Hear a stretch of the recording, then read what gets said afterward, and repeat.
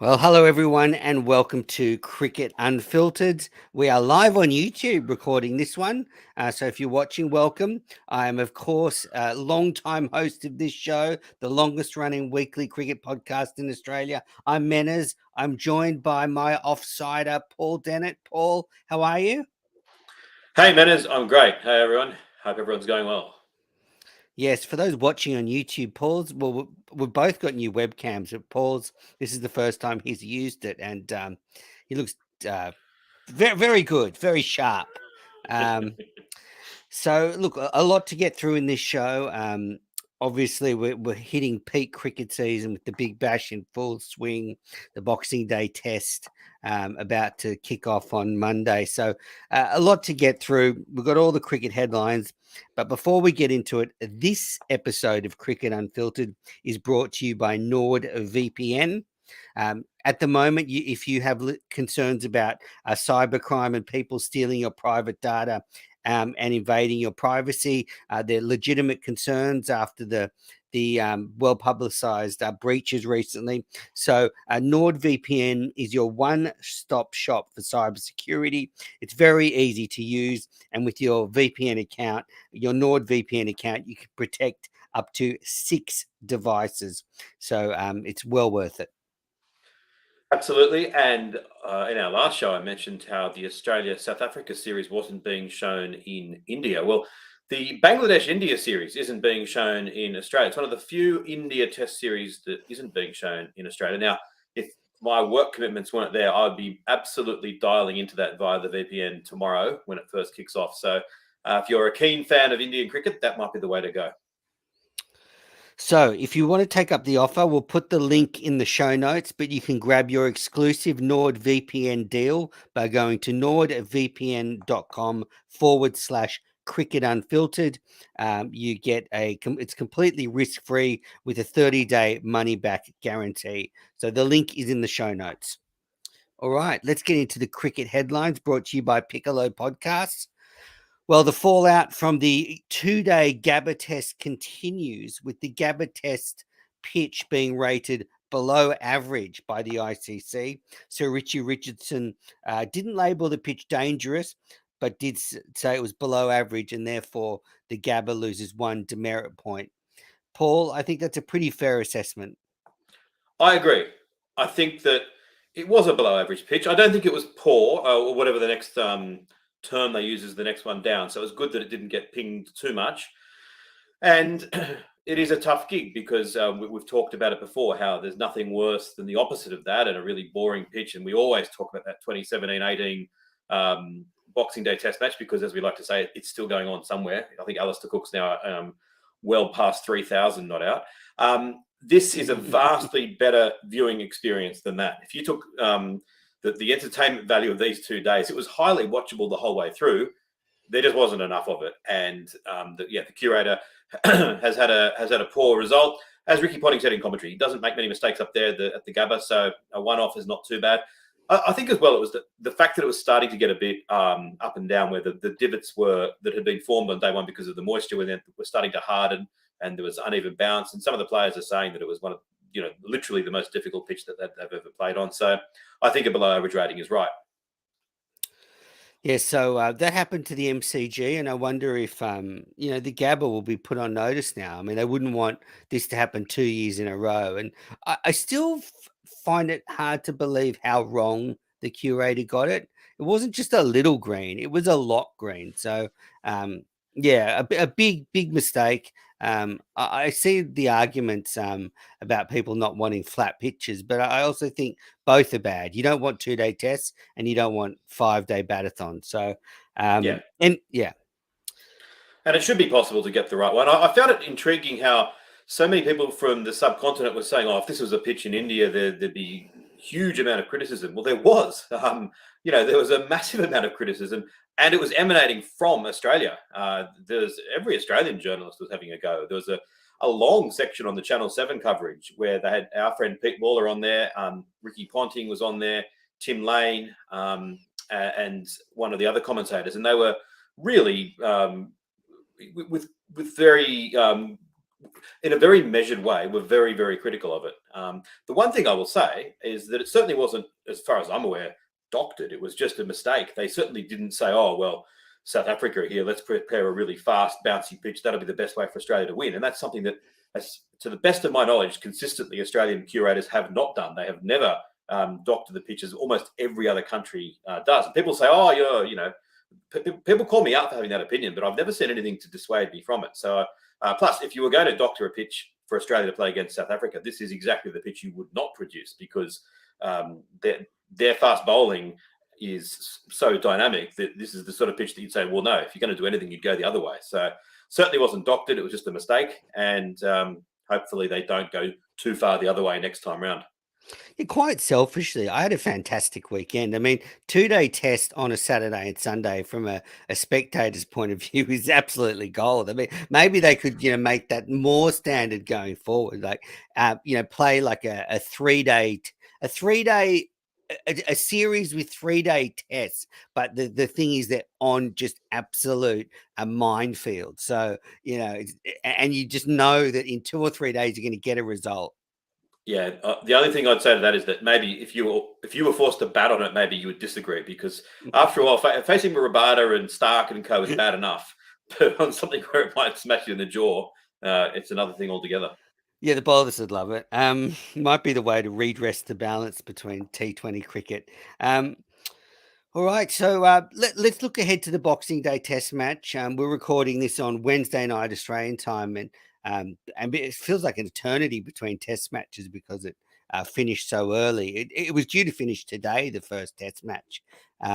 But yeah, so Boxing Day Test starts on Monday. There's a lot of debate now around whether Josh Hazlewood just comes back into the side and replaces Scott Boland. I myself would pick Hazlewood 10 times out of 10 in this situation. But if there is an injury concern, then I would err on the side of caution and play Boland at the MCG. But if Hazlewood is 100% fit, it's his spot. What do you think? Yeah, I mean, I'm a big fan of Josh Hazlewood, but I put it to you, Menas, as I've said before in various different ways. Is that the right way of thinking, that you're putting him in almost as because there's a hierarchy there? Well, he's got over 200 test wickets at a brilliant average and strike rate. I think he's averaging around 25 per wicket. He's done it for a long time. And yeah, there's no hierarchy there. I just think he's earned his spot. Boland had an incredible start to his test career, but really he only got his chances because Hazlewood was injured. So I just don't think Hazlewood's done anything to leave him out either. No, he hasn't done anything to leave him out, but that's not the question. The question is simple. Here you go, Menas. Here's the thing. I want you to really think this Here through. we go. I know what's coming. If Australia win the Test match, you get a brand shiny check for $1 million. Yes. If Australia lose the Test match, you go to jail for 1 year. Think about that. Crystallize your mind. Yeah. Who do you think, in current form, is more likely to win us the Test match? What I would say is that Boland is in my top 3 somewhere, if that's the case. And I think that it's hard to disagree. If your life is on the line, the way Boland is bowling at the moment, I don't think you'd leave him out. Well, if my life was on the line of going to jail and having all sorts of nasty things done to me, I would need to go down to the nets and really see how Hazlewood's bowling and make sure it's 100% fit. But I'm still sticking with my man Josh Hazlewood. But there's not a lot between them. And I'll tell you what I'd do. And this is probably probably, yeah. But if I was, I don't want to go down that path again. I love lying. But if I was to just choose out of the 3 mail quicks, was too much. If I was to just choose out of the 3 quicks, I'd probably drop Stark. And I know that's Here we go. That's crazy. Of course, it's crazy, but they're 4 wonderful bowlers, and if you're only going to pick 3 of them at the moment, I think I'd have Cummins, Boland, and Hazlewood, and people would say, yeah, that shows what an idiot you are. But I'm facing a year in jail. I've got to look after my family and myself, mate. Faced with hard time, Stark goes. Yeah, I'm chucking Boland out. Mainly because, I think he's also a bit of a show pony. Like, he's like, "Oh, I'm going to take Oh, 3 wickets and over. I'm going to take 2 wickets and over." Just run around like I own the place. Um, Manners. Come on. anyway, so now, so we've both agreed Hazelwood comes in. I like it. Now, next next point of selection. Um, I mean, could a double failure at the Boxing Day Test spell the end of David Warner's Test career? Well, um, not for me. I would pick Warner in Melbourne and in Sydney, no matter what happens. Because as far as I'm Even if concerned, even if you had to go to jail, even if I had to go to jail, especially if I had to go to jail, because I still especially think if I'm lining up Warner versus say Hunt or Renshaw or whomever, Harris. yeah, or Bancroft, whomever's kind of the next cab off the rank, I'm picking Warner over them quite comfortably still, I'd rather go to especially jail than watch Bancroft bat, to be honest. especially under Australian conditions. Now, I'm tragically, as we know, not an Australian selector. So, would the actual selectors It's a drop him? crime. I think they'd be very, very, very reluctant to drop him. The way I could see it happening would be if Australia got belted in Melbourne. If Warner got 2 ugly ducks and South Africa absolutely caned us, and there was kind of that um, feeling of we need some blood, then maybe then. But even then, I think that they'd be very reluctant to do it. Maybe they'd have a tap on the shoulder and say to him, mate, let's please make this your last test match in Sydney. But I don't think that they would want to do it. And I don't quite understand the rush to push David Warner out of the side. Yes, I accept that his production in the last couple of years is not what it has been. And I know that with tours of India and England coming up, that's very, very difficult. But I still just think that I prefer him in the side than the alternative for these 2 test matches and for the tour of India. England, even then, I'm not sure that many players are going to do all that well on the top of the order in England in 2023. I guess. I mean, I've got mixed feelings about David Warner at the moment. It's very, very hard for me to sort of nail down on it. But I want him to show glimpses of the David Warner of old. I want him to go back to dominating, good bowlers with aggressive stroke play.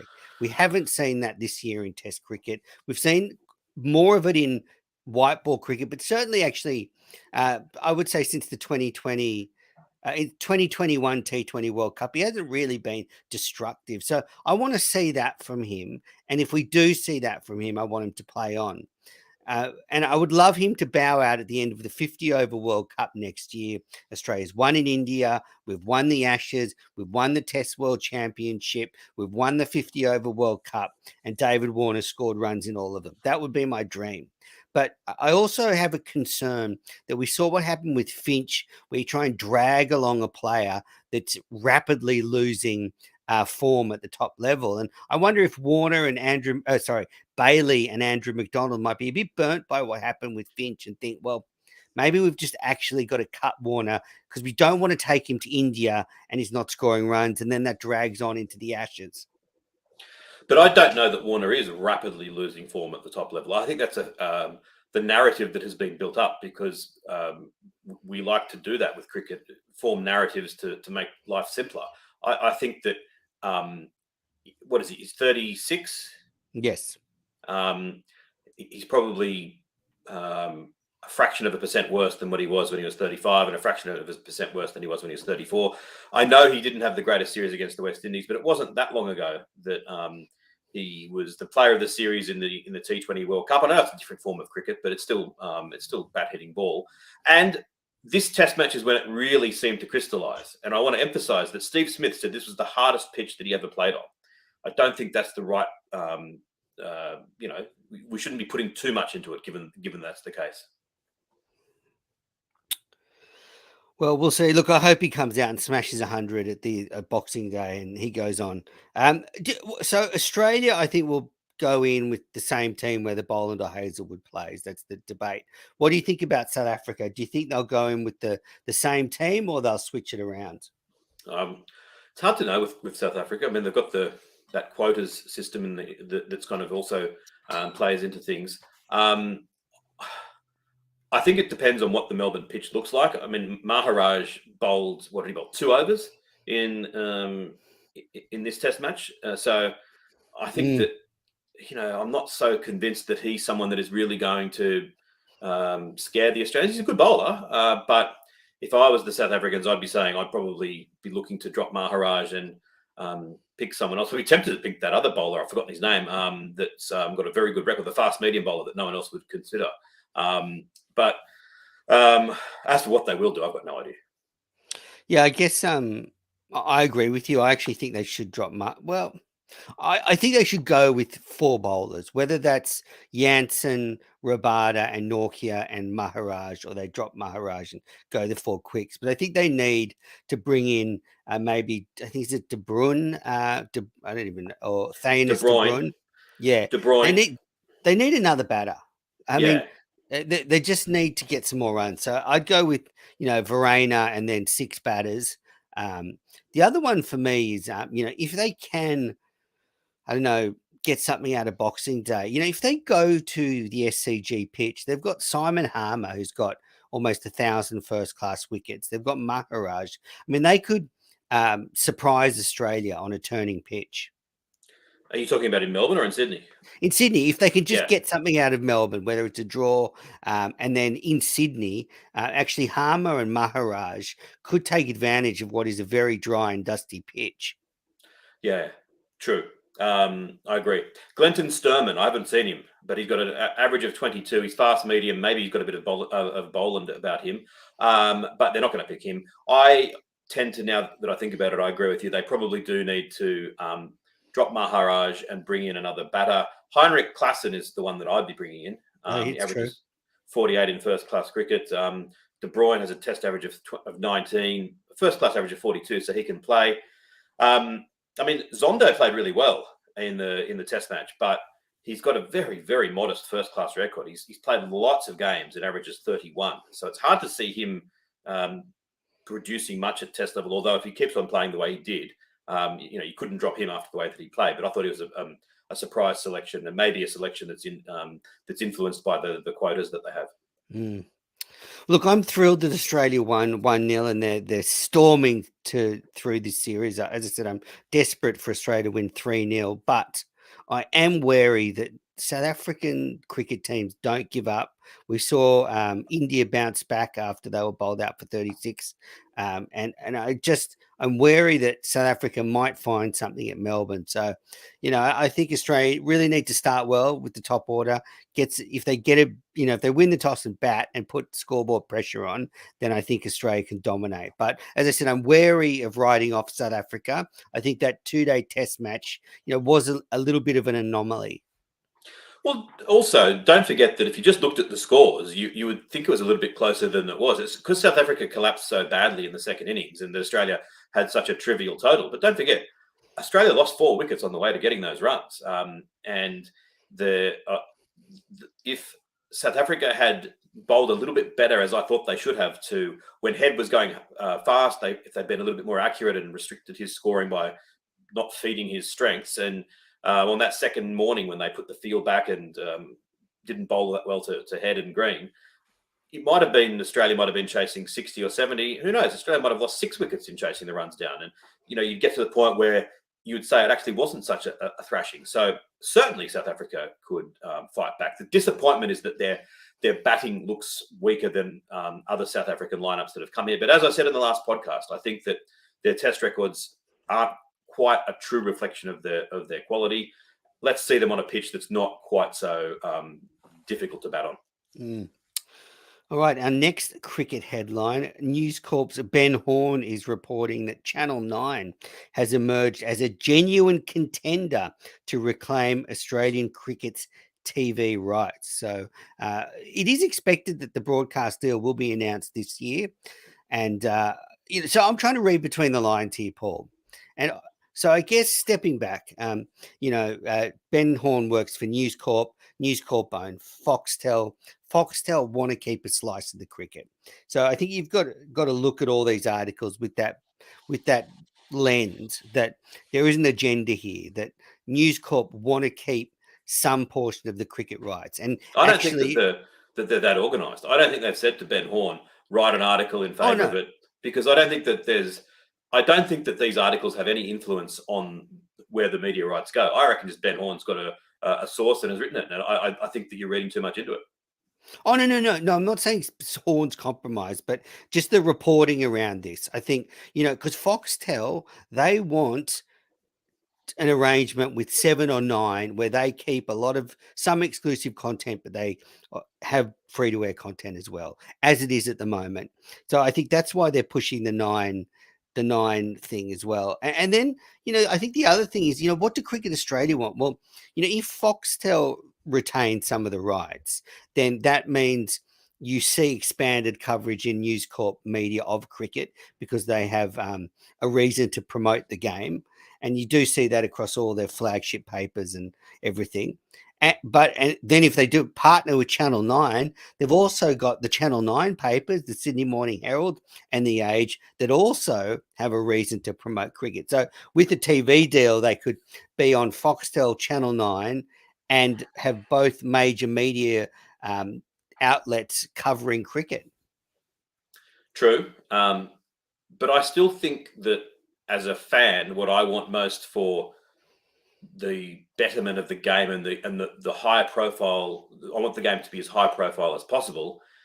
We need to have as much content on free to air as is absolutely possible. I think that it was a real mistake to put the white ball internationals behind a paywall. They need to address that mistake. Now, to a degree, it's not quite as big an issue now because one day cricket seems to be kind of fading a little bit, but I'm sure that there's still going to be one day as scheduled. And they still used to rate pretty well on Channel 9. I mean, these it's certainly going to fade if no one's watching it as well. Well, yeah, these Australia England games that we were saying were so poorly scheduled matches, they got bad ratings because they were on behind a paywall. If they'd been back on Channel 9, lots of people still would have watched them. And the same with when we moved to sort of the Australia T20 International. So I think that you just can't have it where the cricket is half behind a paywall because as much as the younger generations are all about streaming and social media, there is still a hardcore of people over a certain age who still turn on the TV and they watch Channel 9 or Channel 7. And when the cricket's not on those, they just don't watch it. So I think Cricket Australia needs to be willing to forego some money and to say we need to get as much as possible on free to air. I really would love to see all the Australian men's white ball matches at home, red ball matches at home on free to air, and the entire Big Bash on free to air. And if Foxtel are demanding exclusive content, well, get lost. You can't have it. At worst, I'd be willing to say if the Big Bash, we need to have a game on 7:00 Eastern every single night of the Big Bash, and maybe on Saturday and Sunday if Foxtel gets a 4 p.m. game as well between the two lowest rating sides, maybe I could allow that. But I can't abide when people say, "Oh, cricket's on tonight," and turn on, it's not on, and that it shouldn't make a difference, but it seems to make a difference, and so that's what I want. And I'm nervous about Paramount because we talked about last time the notion of maybe you have to get watch the cricket on your dishwasher or something, or get sponsored by Fisher and Paykel. Well, Paramount, what is Paramount? I'm sure I can work it out within 10 seconds and stream it on Paramount easily. But someone 20 years older than me maybe wouldn't be able to do that. So, and I think that that's a real mistake. That if they say, "Oh yeah, you can watch the Big Bash on Paramount," that sounds horrible. No, I think that just has to be the streaming option, and it would actually appear that no, but it wouldn't be. Wouldn't there be? Are you saying that Channel 10, if they get it, they're going to show every single game on Channel 10? No, I'm not saying that. No, I'm not. I'm not saying that. But I would assume that the free to air content would just be on their channel. Yeah, but then I'm saying the Paramount. So on a Friday night, if that's the night they've said, all right, well, that'll be the night to really bump your Paramount subscriptions. Channel 10 put on Murder She Wrote or something. Oh no, that's terrible. Yeah, and you've got to go to Paramount. At least when you've got to go to KO or Foxtel, people know how to do that. The Paramount for many people, they're going, "What's that?" Yeah, I mean it's the same with KO. It's just another app. I've got it. I was watching something before. I know. I'm not saying that you can't get it. I can get it. You can get it. But can a 70-year-old get it? A 65-year-old get it? Yeah. Someone who's not interested in what if you're in jail? Can you get it? Yeah, you. Yes. So apparently 10's bid is actually, well, the current bid, if Horn's article is to be believed, is the highest bid and is at $1.5 billion. And I am getting frustrated by a couple of elements around the reporting of this. So they keep saying, oh, well, 10 has less of a market share than 7 and 9.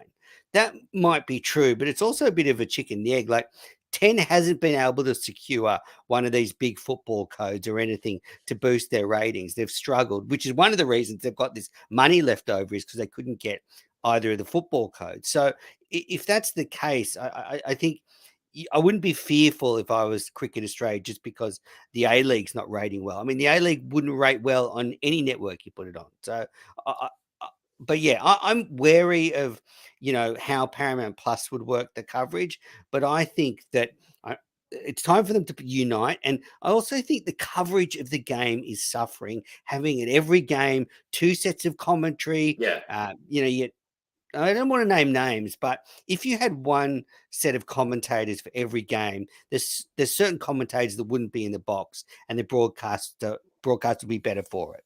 like Brian Lara, for example. The thing Yeah, is, they probably pick him Jason anyway. Richardson. I like Jason Richardson. I like Brian Lara as a cricketer. I just find him as a boring as a commentator, and I don't think he's all that interested in the Big Bash.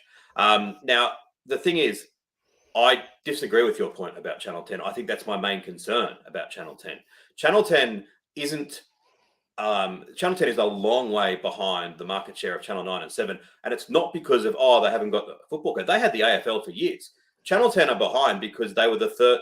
They arrived many years after 9 and 7, and the Big Bash rated really well on Channel 10. Yeah, when it was on there. It did, and they did well. But we're talking about the test matches on there as well. It'd be great. Imagine getting the Channel 10 crew back together. Fleming, Gilly, Punter, who else? Mark War. Get the old crew back. They were great for the Big Bash because they really loved it and they did a wonderful job. And I liked their coverage. I wouldn't mind them having it. It's just that if you put the most boring thing on Channel 7 or Channel 9 versus something pretty good on Channel 10, the chances are the 7 and 9 thing will outrate it because people just don't switch to 10.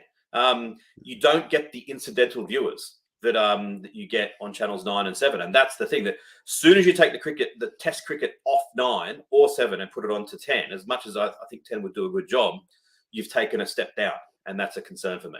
All right, so Dennett, so you're Nick Hockley, and you have to make the decision. You've got these two offers. One offer is Channel 9 and Foxtel, similar to what 7 and Foxtel are doing now, and Foxtel retains exclusive rights to 15 Big Bash games, but everything else is on free to air, including the white ball internationals. So it'll be split between Channel 9 and Foxtel. That's one option. Or free to air, everything on 10 and Paramount, and 10 puts everything on TV, whether it's on their main channel or their second channel. Every game is on TV, plus every game is on Paramount. You have to make the decision. The money, Channel 10 are paying 10% more. Very well framed. Good question. Is the likelihood, though, that Channel 10 are going to stick some stuff on Paramount without having it on the TV? That's my concern. Or can I convince 9 and Foxtel that I want it all on 9? But if you, as you presented it just then, I'm still going to go back to Channel 9. It's home is Channel 9. They've had a couple of years away. They've had a trial separation. Get the music back. Dun, dun, dun, dun, dun, dun, dun, dun, All right. Channel 9 nostalgia. Well, just that so many people still watch bloody Peter Overton on the news at 6 o'clock. And then when he says, oh, we had a big day at the test match, and what happened on Channel 10? Well, we don't know because we don't watch Channel 10. I think there's still too many people that feel that way. All right. Well, we haven't sorted it out. I'm going with 10 and Paramount. I'm a man of the future. I want some of those American dollars being put into cricket. So if you can just say to Joe Blogs on the street, the cricket's on 10, that's it. I think I like that outcome. Yeah, you might be right. The other thing with Channel 9 is that what are they going to do about the tennis? I mean, the tennis is not on directly against the test matches, but this year the tennis is on sort of in the second half of January. I'd have to say they're not going to put the men's open, the Australian Open final on Gem and the Big Bash on 9, I suppose. That's another thing against 9, I suppose. Yeah, and actually next summer there'll be Test cricket in late January because of the 50 over World Cup, so there will be a direct clash. Um, one question for you. Does it annoy you that they've moved the start times of test matches forward by 10 minutes so TV networks don't have to cross after the hour, say, to the news? So the Brisbane test started at 10:20 a.m. local time in Brisbane, and that was so, it would, if play finished at say 5:53, because they start the last over just as the top of the hour, as the hour's finishing that way. So that's what they've done. So they've moved it 10 minutes early so they can play that last over. And then there's, a little bit of a buffer for the news net, the coverage to go to the news. I don't think you read the notes because I put this exact point in the notes. Did you? Yes. I didn't read the notes. It's Where'd a you good put point. it? Just below the crowd figures. Anyway. It's good that we've independently come up with the same point. My concern is that they just Well, you seem put this in the Big Bash section. I mean, I'm still getting over you criticizing my notes last week. So last week, you criticized me because our guest goes KG. So half of our Australian audience has no idea who she's talking about. So I'm just trying to get her to stop nicknaming the players. And then you're correcting my notes. I didn't even read out. I just put down as background for you to read, and you're correcting them. I'm like, well, I didn't even read it out. Because I saw it and I thought it'd be funny when you say it, when I correct you, and then you didn't say it, and I thought, I'm going to say it anyway. And it fell flat. I acknowledge that. But KG, I genuinely thought that you didn't know who he was. I didn't realize you were asking on behalf of the listeners. Yeah, sometimes, as a great host, you're the proxy for the listener. I've spent the week thinking that your knowledge of cricket is about half what I thought it was. I'm glad that you cleared that up. I just wanted to make it clear to Fatima that we run a professional operation here. I don't go, calling them all nicknames. Hey, you call everyone by a nickname. What? You call everyone by a nickname. Sometimes I do, but the Australian ones, our listeners know, like KG. Right. I mean, anyway. So are you in favour of the moving the forward 10 minutes? That specific thing I don't mind so much, because when people say, "Oh, yeah, they're doing it just for TV," I'm okay. If it means that for as you in that instance that you cited, that it means that people who can't be bothered switching across to the secondary station don't miss the last over of the day. Yeah, I'm okay with that. What I don't like is, and I was just thinking about this today, if I was just a casual fan, I would have absolutely no idea when the cricket was on this summer, because the cricket started at 11:20 Sydney time for this Brisbane Test match. I've never known of a Test match ever starting at 11:20 Sydney time before. The Test match before in Perth, in Adelaide. No, the Test match coming up in Melbourne is starting at 10:30 Sydney time. So 50-minute difference for two cities on the East Coast. The Test match in Perth started on a Wednesday. The Test match in Brisbane started on a Saturday. You've got even the Sydney Test match this year. Normally, it's been the third, and then with a bit of COVID, they had to push that to the 7th. This year, it's the 4th. That I think that people crave the normality of what they get in the football seasons. That they kind of know Friday night, 7:30, whether you're AFL or rugby league, it's on. Cricket, it's like, I wouldn't be surprised if you get up at 3 a.m. and there's a Big Bash game being played in South Africa I didn't know this is on. It's like it's difficult for me to follow it, and I'm obsessed by the sport. The average person just wouldn't know when it's on. It's an oversimplification to say, but there's a little bit of truth in it, that the one day that it's always on, Boxing Day, gets the biggest crowd and the biggest attendance and the biggest feeling. I think that they need to move back to a much more settled schedule, because in the old days, Test matches started at 11 a.m. on a Friday, and you knew that maybe the Adelaide Test would start at 11:30 because of the time difference, but it wasn't starting at on a Wednesday at 3 in the afternoon. So I don't mind them doing it for TV, as long as they need to pick a time and stick to it, I think. Yeah, I mean, good point.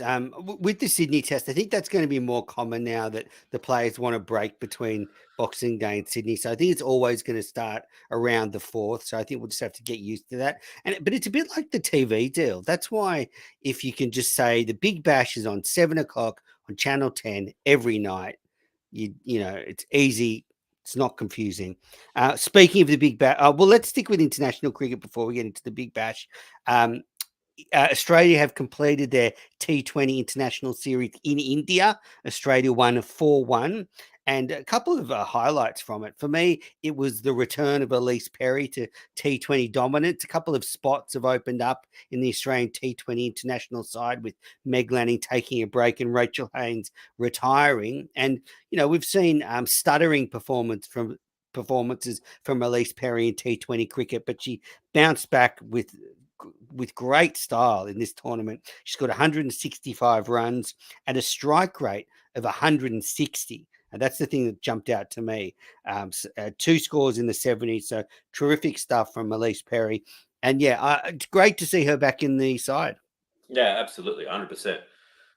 And it's great that this series was on, that it was as successful it was in front of the crowds. And as I said last show, once the women's Big Bash, once the women's IPL really kicks in, I think we're going to see women's cricket go to a new level all around the world, and the sport is going to be so much the better for it. Yeah, and there'll be some players out of this series that make some good money. Grace Harris, another breakout performer. She's actually replaced Rachel Haynes as the finisher in the Australian women's T20 side, but she does it at a strike rate of over 200. She scored 132 runs at a strike rate of 203 in the series. The other one's Beth Mooney, scored over 200 runs, leading run scorer at an average strike rate of 141. So just dominant stuff with the bat. Talia McGrath also scored 146 runs. Heather Graham made a debut in this series and finished in the last game taking a hat trick. She took a wicket off the last ball of one of her overs. Then there was, I think, a break of like 20 minutes before she bowled again, and she took a wicket with the first ball of that over. And she didn't know she was on a hat trick. It was one of her teammates that told her, and she did it. And she said afterwards that at the top of her mark, she changed her mind. She was going to bowl a slower ball, but she decided just to bowl as quick as she could, and she hit the middle stump and got a hat trick. Elite athletes do think differently. I mean, if I was playing cricket and was on a hat trick, I would never not know that, because it would be such a rare occurrence that I just find it that how can you be so good at sport to not even realize you're on a hat trick? That's amazing. So incredible series from Australia. They win 4-1. They come home now. They play Pakistan in Australia, a 3-match ODI series and a 3-match T20 series. Now, sticking with T20 cricket, it's a Big Bash time. So much to talk about. I don't really want to get caught up in the ladder because it moves so quickly that when you're listening to this, the ladder could be completely different. But I mean, I've sort of enjoyed the tournament so far, but I am a little bit obsessed, Paul, with players leaving. I've got it. I've just got it in my head now that I'm watching these teams and I'm thinking, okay, which of you bastards is not going to be here in a couple of weeks? And I think on that note, it's time for me to realize that I have finally come to the same conclusion that every other person in Australia has who likes the Big Bash, and that is they probably should reduce the number of games. I think that's on the cards in the next TV deal, but this Big Bash has started with a whimper. They need to start it with a bang. And if part of the reason for that is to cut down the number of games to try to get it back to where it was, I'm now all in favor of it. And when they do that, they need to be able to stand pretty solid and say to players, you've got to come for the full tournament, because you're right. It's ridiculous knowing that players are going to disappear. It just leaves a hollow feeling in you. Yeah, it's really hard. I'm trying to get to know these teams, and then you're thinking, okay, oh, he's going. So you're just like, okay, and then they're going to bring in new people, and it's just frustrating. That being said, there's been some great cricket, but I just cannot get that out of my mind at the moment. Now, like I reached out to Cricket Australia today, and I said, look, do you have a list of when everybody's leaving? Because I just need to know. And they were like, you have to go to each club. So tomorrow I'll probably be emailing each club going, can you give me exact dates when everyone's leaving? Because I don't want to get like too attached, then they break my heart. And also, like, what about like these teams? Like, you're watching just from a pundit's point of view, you're going, that's a really good team. Oh, but they're going to lose that player and that player in the finals. And those two players are really good because they're being paid to go to another tournament. So who's going to come in and how are they going to perform? It just, to me, takes a little bit of a gloss out of the tournament. Like, you look at the Adelaide Strikers, they've won their first 3 games. Chris Lynn's opening the batting for them. They've got Rashid Khan. Well, they're both going to another tournament by the time this gets to the finals. So what's going to happen there? Yeah, I think it's time for them to draw a line in the sand and make sure that this doesn't happen going forward. The odd player maybe, but it can't be the way that it is the wholesale exodus that potentially is going to occur here. I watched a full game, my first full game the other night because I've been so busy with other things, and I really liked it. Hobart against the Scorchers. Now, I know it was probably the two best sides, so it's probably an easy game to like, but that Tasmanian side, that Hobart side, I think it's close to the most exciting Big Bash side I've ever seen. People talk about this competition lacking star power, but I honestly think that Darcy Short, who has played some of the most exciting innings in the Big Bash, is possibly the 11th most exciting player in that side. You've got Ben McDermott, who's fantastic. Matthew Wade is fantastic. Shadab Khan, who's in as a pinch hitter and a fantastic bowler. He's a pinch hitter above Tim David, Jimmy Neesham, and Asif Ali, 3 of the most dominant strikers of the ball in world cricket. Joel Paris, who I've always had an eye on because of his fantastic stats, but he keeps on getting injured. I'm excited to see him back. Nathan Ellis, who I wanted in the Australian side, and Patrick Dooley, who's come from nowhere to be probably going to be a cult hero. And then they've got Riley Meredith, who bowls at 150 k's an hour. Like, it's so exciting. Yes, just on Paddy Dooley. So he was on RSN Network this morning, and it's a great story. So yeah, he's just qualified to be a lawyer earlier this year, and he was at work. He said he was writing a report, got a call from the Hurricanes. We want to contract you, and so he's taken a year off work to try and give cricket a go, which is a fantastic story. And he's got this strange action. It's a bit of a slingy action for a spinner. He bowls, and for those who haven't seen him bowl that are listening, he bowls left arm orthodox spin, but he kind of flicks the ball out with his wrist and his hands. It's a very strange action. And you're never going to believe his inspiration was Jasprit Bumrah.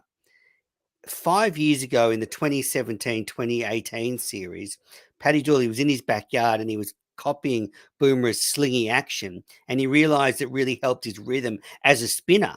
So he's copied Bumrah with that sort of front arm, the way it jerks down. How crazy. As soon as you said that, there is a slight resemblance not much, but you can see the hint of that in the way that he bowls. How good would that be? You're sitting at work, writing a report. Everyone's dreaming of, someone ringing up and saying, "Hey, a donut at lunchtime." And then jail. And then someone says, "You want to come and play cricket for the Hobart Hurricanes?" Like, bit worried about a cricketer who's got a law degree, because cricketers, once they get above a certain level of intelligence, they tend not to do so well, because you need to have a simplistic mindset. So maybe he's a bit too smart to succeed. But I'm on the bandwagon. I'm on the Hobart Hurricanes bandwagon. I am supporting them instead of the Sydney Sixers this Go season. the Kane train. Yeah. So this is, look, I have been lukewarm about the Big Bash so far, and I hope to get more roused by it. I'm going tomorrow night to the SCG Thursday night to see the Hurricanes play the Sixers. Cannot wait for that. The Sydney Thunder, that team that were bowled out for 15. Yeah, that team that were bowled out for 15. I'm going to just keep saying it. They've lost 3 games, won 1. There's a real possibility by the time David Warner gets back to play for them, they're pretty much out. Maybe, yeah. Ollie Davis is back, though. I hope he's not too badly. I think he just had a slight hamstring complaint, but he played pretty well the other night in reasonably difficult conditions. So his brother, Joel Davies. So I've got 2 people sending me messages about Joel Davies, you and Chloe, who was on this show during the World Cup. She sent me a message today. Joel Davies scored 100 for New South Wales regionals, but watch out for Ollie's younger brother. He's on fire. Yeah, I saw him on TikTok smashing it everywhere. So yeah, very exciting. Speaking of the Thunder, Aaron Finch, playing for the Renegades, hit 70 not out of 43 balls to help the Renegades beat the Thunder. So career saved. We'll play on to the next T20 World Cup. It just underlines what we said all along. He's still a very good player. I just don't think he's in a top 6 or 7 for Australia. He's certainly worthy of a spot in the Big Bash, though. He's not far out of being in the Australian side, in my opinion. I'd have He him in the almost got second 11. he was a bit slow to get going in that innings, and he brought it home at the end, but it could have gone the other way. The Sydney Sixers are none from two, and we didn't actually do a proper Big Bash preview show because we were too busy with all the Test matches going on. But one thing I am concerned about with the Sixers is that it's one season too many for some of them. Like it's getting older. They haven't really replenished with like young stars, so they're still relying on their Enriquez, their Christians, their Stephen O'Keefe. And my concern is they're just a bit too old this year. Yeah, you raised that in one of our other I chats, and did. I said, Oh, yeah, and yeah, I mean, I see where you're coming from, but I haven't watched them play much this year because I've been busy. But I'll have to remind me of this next week, and I I'll give will. you I a will. more. I'll remind you. I'll send you a text. One other thing, just while I think about it, Yes. would Tim David batted really well the other night. And I know I am an absolute cheerleader for him, and you're going to hate me for this opinion, but I would consider taking him to the Test Tour of India. A quick 40 or 50, smashing it all over the place, and I think he looks a quality player. Anyway, I'm sure no one agrees with me on that, but I'm sure equally no one agreed with when David Warner was first selected to play for Australia in the Test side as well. I mean, I'm on the David train as well. I'm not sure they're going to pick him for a Test tour, but if Oh no, yeah, there's zero chance. There's zero yeah. chance. Just now on the crowd so far. Now, I couldn't get all the crowd figures, and I do think some crowd figures have been withheld. So I wasn't able to get the Strikers Thunder crowd from the Sydney Showground. And actually, you have to be at some of these grounds to get them. Otherwise, they won't publicise them because, I mean, I doubt there was 5,000 people for that one. That was a game they'll bowl out for 15. But I've crunched the numbers, and the average crowd figure so far on what's available is 10,468, which actually is not bad. Pre-Christmas, they've played on some small grounds, Monica Oval, Kazali Stadium. So whilst that's not an amazing crowd figure, if they can strengthen as people go on school holidays, I'm actually quite optimistic that average figure will start to really go up. Yeah, well, the game I saw, I mean, to your point, at a small ground at Launceston, between the Strikers, between Perth and Hobart, was a very good game of cricket. And I think anyone who watched that would fall back in love with the Big Bash if they'd fallen out of love with it. So yeah, I hope Yes. you're right. So Strikers Sixers at Adelaide Oval got 12,621. That's a Score, concern, surely. Back in the yeah, but day when, yeah, pre-Christmas though. nah, but I think even pre-Christmas back in the day, they were getting 30,000, weren't they? Yeah, you're At right. No, you're Adelaide. right. Yep. Scorchers Sixers at Optus Stadium 21,000. That's all Um, right. I just don't think I mean, people just aren't going to live events like they used to pre-COVID. So, But Scorcher's 6 is 21,000. At the Wacker, that would have been heaving full, and it would have been, the mm, furnace is back. Yes, I mean, it would have been good to get more, but that's not bad. no, I'm really curious what they'll get at the SCG tomorrow night. Normally, in the capital cities leading up to Christmas, it can be really tough to get people to the cricket. So we'll see. Well, one good thing has happened in that this hasn't yet gone out on the podcast apps, but just talking about you and me, now that you've told me that the game's on, double the number of people in Sydney know that it's on. At I this point, mean, where's but the publicity? I don't think Cricket Australia are doing a great job on that front. Like I'm on TikTok and Twitter all the time. I don't see anything in my feed saying, "Hey, come to the SCG, champ." no, it's a good point. All right, that was the cricket headlines brought to you by Piccolo Podcast. Now we've got Can't Let It Go. All right, now let's get into Can't Let It Go, that little bit of cricket news you just cannot let go of. I'll start with mine. I've got two little bugbears. The first one is our former co-host, Jaleesa App, seems to have forgot she's a co-host on this show because she went on another podcast and did not mention this podcast at all, which is actually awful podcast etiquette. If you host one podcast, if you own another podcast, you're supposed to promote it. So Jaleesa Apps is still apparently part of this show, but she forgot about it when she went on that show. That's one of my Can't Let It Goes. And my other one, and it's not so lighthearted, is reports have come out today that the Taliban have now closed all women's universities in Afghanistan. And it is just now becoming farcical that the ICC won't take a position on Afghanistan in international cricket. And they just have to be like South Africa was when they had apartheid. Afghanistan cannot compete in international cricket. Their players can still make a living because they can go and play in T20 leagues around the world. But unfortunately, it is galling that they should be allowed to compete in international sport. Yeah, I agree. Reluctantly, I agree. I don't agree reluctantly in the sense that I'm only just coming to it, but it's a really sad thing that Afghanistan's men's team shouldn't be able to play. But I think that's the right approach. So yeah, I can't let that go. I don't know what to do about it. I want to ask the ICC if they're going to do anything about it because I mean, yeah, this situation just getting worse and worse, and it just needs to be addressed. And I wouldn't feel comfortable if Australia played Afghanistan in any sport at the moment. And for those of you who disagree with that, I do urge you, as I did at the time, to go back to about probably 6 weeks ago and listen to the episode that Menners did where he had Craig Foster on the show and listen to what he has to say, and maybe he'll change your mind. But anyway, it's a good episode and well worth a listen. All right, so I was going to say lighten things up, but this is not a car. This is another one. Someone's gone in their head. No, I got two actually. I'll go with the lighter one first. Okay. It's not funny. It's just annoying me. Why are they on the Big Bash all of a sudden with DRS checking for the front foot when they go to DRS? Why can't they just use the technology that they have for the internationals and have the front foot checked by the third umpire every ball? Now, if the answer is it costs too much or whatever else, fine, but don't check it when they're going to the review. Don't check it when a wicket falls, because you're going back to the worst period that we had with international cricket. International cricket kind of had 3 periods with regards to no balls. One, they were called on the ground and no one really cared. Occasionally the umpire would call a no ball, so be it. 3, where we're at currently, where the third umpire calls them all and it's done properly and everyone knows if you put your front foot over, you're going to be called a no ball.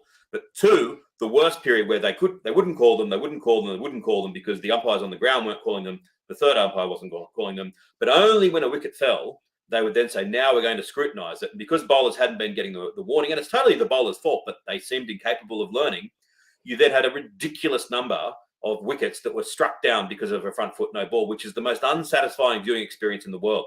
So Cricket Australia, this is your competition. You can do whatever you want with the Big Bash. You've created the X Factor and the power surge and the this and the that. You can change the rules any way you like. Just say, we're just going to forget about the no balls. Umpire, if you see a blatant no ball, call it. If it's line ball, don't call it. We're not going to scrutinise it. We're not going to go and put the angle on it, the camera on it and embarrass you. We're just going to think about what's best for the spectators, because I'm sure we're going to get instances where a wicket is rejected because the batter's walking off and they're going to check for the front foot no ball. Don't do it.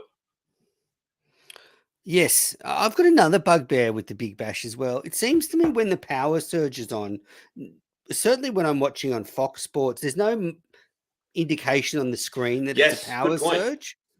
I don't know if that's the same on Channel 7. It's so friggin' stupid. Like, I hate the power surge. And now they don't even tell us when it's on. And it's just, how can they let that happen? If you're Cricket Australia, they should be on the phone. Like I said to Alistair Dobson, make me on the, do you think I'd let that go through to the keeper, Paul? I'd have been on the phone to Fox Sports that night and say, fix this coverage. Agreed. That's what they're missing out on. And I'm right as well. If you're going to keep the power surge, at least keep the 6 over power play at the start as well. Have 8 overs of power play. It's more entertaining. And if the bowlers don't like it, then it doesn't matter. We've got big grounds. It's not such a problem. The other thing, and I have this problem with the internationals as well, is that they don't, in the runs chase, always have runs off balls required. They should have that from ball 1 of the runs chase prominently, and it never, ever leaves, so that at any given time, you can see they need 127 off 71 or whatever it may be, especially towards the end when it's 32 off 16, and you think, is it 32 off 16 or 32 off 15? And then you've got to look at the score and do the subtraction. As I said, someone on Twitter said, "Oh, can't you do the subtraction?" Of course I can do the subtraction, although it's getting harder as I get older, but I shouldn't have to. I'm not watching it to do maths. Anyway. It's a farce. No, I agree. All right, my other can't let it go relates to the 6 that Alex Hales hit the other night, last night, where it hit the fan in the face. And it was a concerning sight. Hopefully the fan is okay. He had to go off to get medical attention. The thing was, it wasn't that hard a six. Like, it was a loopy sort of six. Like, you hit it with a bit of power. But you look at that and think, what's going to happen when a spectator gets hit by one that's hit absolutely low and flat? Someone is going to get either killed or very badly injured. And I think that something needs to be done about it. I feel bad for the players. Imagine belting a six and killing someone and having to live with that for the rest of your life. I don't know what the answer is, other than I've sort of semi-seriously, semi-facetiously said on this show before, they've managed to develop the white ball and the pink ball. Could they not develop a ball that is just a little bit softer, that still retains the characteristics of the proper ball? And everyone's like, oh, a masculinity is threatened. The part of the great joy of cricket is that you might get your nose broken. Well, actually, it's probably a more enjoyable game for everyone if that wasn't going to be the case. It would solve the concussion problem as well. But short of them doing that, they do need to do something, and I don't know what it is, because I think someone's going to get injured. Yeah, I mean, this instance that they were sitting looking into the sun, the ball came out of the sun, clocked him straight on the top of the head, and I don't care whether it was a hard six or not. That is going to bloody hurt. And I think they could do two things. They could give helmets out to everyone as they came in. Just here you go. Here's a souvenir helmet. But I've mentioned this before. They could have an area of each ground where there's netting up, where at least if you're a casual fan that might not be watching every ball, you could sit there and not have to worry about getting sconed. But this has happened in baseball before. Fans have been killed by balls, by bats flying, and they've actually, in a lot of grounds, put netting right up the first base and third base line in most baseball stadiums now to stop that. There was a horrible incident at Fenway Park when a wooden bat almost killed a lady. But something has to be done. I don't like the netting idea, because I'd hate to sit behind. I know you'd get used to it and it'll be okay, but the difficulty with it is you'd really almost have to net the whole ground, because if you just went square, that would help. But you could have a bloke crack a six over long on, and you could say to people, make sure you watch the game. But even that's not going to matter. That if you're sitting there, and no matter how good your hand-eye coordination is, if someone strikes a low flat six and the person in front of you deflects it, or someone obscures your vision, or for a second you happen to be looking at your phone, you can't rely on people actually watching it. Plus, if you're if you're not someone who's ever caught a cricket ball before, if a little kid or an old person, I don't know. I don't know what the answer is. And people won't say, well, we've been playing with big bats and small and T20 for years now, and no one's been really badly injured or killed. I just look at it, I think it's going to happen. I sometimes see sixes hit to the crowd, I wince, and I just think, oh. And as I said, I feel bad for the player who is the player that ends up severely injuring or killing someone. And for me, I get very concerned. I also feel bad for the person who gets severely injured or killed, I should add. Yes. But also, I get concerned when they go to the small grounds. For example, they're playing a Big Bash game at North Sydney Oval. Yeah. Now, it's about 50 meters to the hill from the middle. So, if you've got someone like a Dan Christian with his big bat gets onto one, as you say, you might have no chance to get out of the way of it. So anyway, something has to be done. Keep an eye on it. I wrote a column about it when I was at News Corp. No one listened to me then, but hopefully more people will take notice now. We just got a couple of quick questions. So Ruban, he's asked on YouTube, is South Africa on the decline with not enough good batters to challenge the top teams? Paul? They're not as good a batting side as they have had in the past. When you look at, Faf du Plessis and Hashim Amla and AB de Villiers, just to name three that would strengthen this side immeasurably if they were still around. Are they on the decline? I don't know the state of junior cricket in South Africa. I've said before, I'm always constantly amazed by how they keep on unearthing talent, given that cricket is not their most popular sport, not their second most popular sport, and so many of their talented players emigrate. Marnus Labuschagne and Michael Neser, so many go over to England as well, yet they still produce wonderful players. So I'm optimistic that they're not on the decline and that they've got a production line of talent still coming through. But I know that they have got financial difficulties, and the game is not in the healthiest state in South Africa, and that concerns me. And I've said it before. I think that Australia, England, and India should sit down and say it's in our own interests to make sure that the players from South Africa, New Zealand, West Indies, Sri Lanka, and Pakistan are incentivized to play for their national teams. Let's not cannibalize the sport, because as much as it's great to make money from the Big Bash and the IPL, we want a healthy international game, because if that international game diminishes too much, then it diminishes the entire sport, and no amount of money from short form domestic franchise competitions can make up for that. Good answer. Martin Lawrence has asked on Twitter. He says he knows he's looking ahead, but he asked, "How do we think Bazball will go in the Ashes?" And Martin, I actually think it's going to go fine. I think England have shown that they can play this aggressive style against all teams, and they did it against South Africa. They've done it against India. They've now done it in Pakistan. So I think they're going to try and smash us around. And I think Australia's going to win the Ashes next year, but it's going to be a cracker. I reckon that Bazball is more subtle and sophisticated than people give credit for it. I don't think it's just Brendan McCullum going in there and saying slog and slog and slog.